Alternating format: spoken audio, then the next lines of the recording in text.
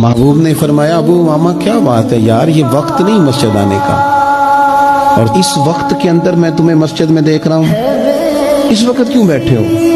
عرض کرنے لگے حضور مجھے قرض نے پریشان کر دیا، آزمائش میں آ گیا، حضور کیا کرو؟ تو نبی کریم نے فرمایا میں تمہیں دعا سکھاتا ہوں۔